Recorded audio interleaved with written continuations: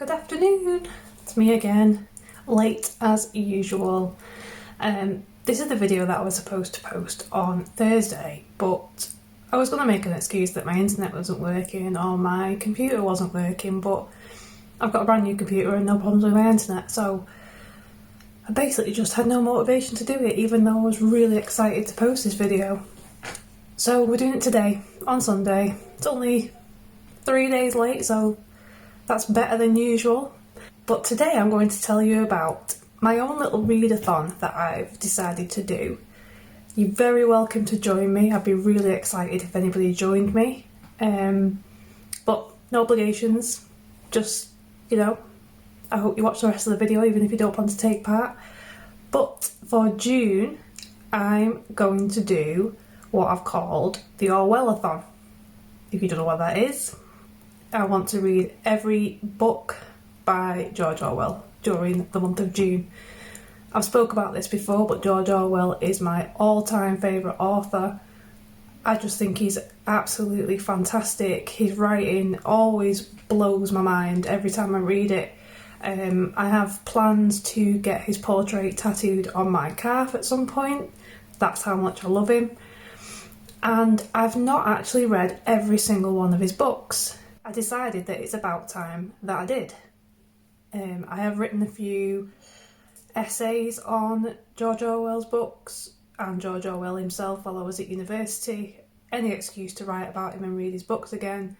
So doing the English degree, I was able to write about him in any context of a critical theory that I could possibly place him in. For my birthday, I did ask for books by George Orwell, and if you watch my last video, you'll see that I ended up with 3 new books by him.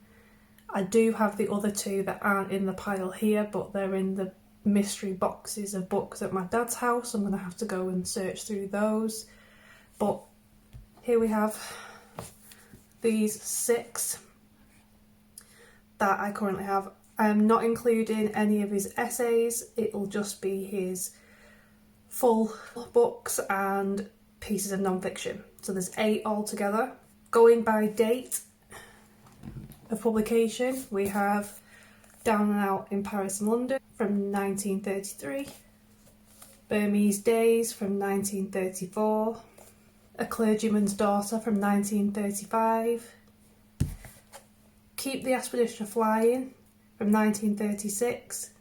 This one is my all-time favourite book in the whole world. Hands down. I have 3 copies of this book. I haven't read this one yet. This one is a 1970... It's a 1962 edition. And that's the year my mum was born. And then we've got The Road to Wigan Pier, 1937. Homage to Catalonia, 1938. Coming Up for Air, 1939. Animal Farm, 1945, and then 1984 in 1949. Like I said, I haven't read them all. I think I've read 4. I haven't read any of the non-fiction, so I'm looking forward to reading those. And yeah, if you want to take part, take part. You don't have to read all of them, maybe read 1. If you've already read 1984 and Animal Farm, pick up something different. I would highly recommend Keep the Aspidistra Flying. It's everything. I can't even explain how much I love this book and why I love it so much, but it just hits me every time I read it. People do say it has a problematic ending, as in it's too rounded off, it's too happy, but I wouldn't say it was happy.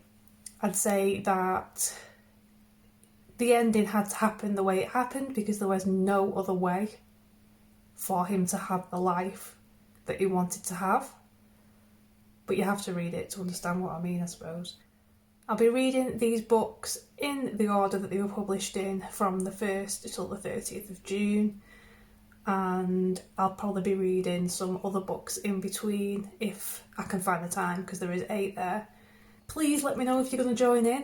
I'm really excited. I can't even tell you how excited I am. Anyone who reads any Orwell, especially outside of the 2 that everyone knows, just makes my day. So let me know if you're going to join. Let me know what you're going to read.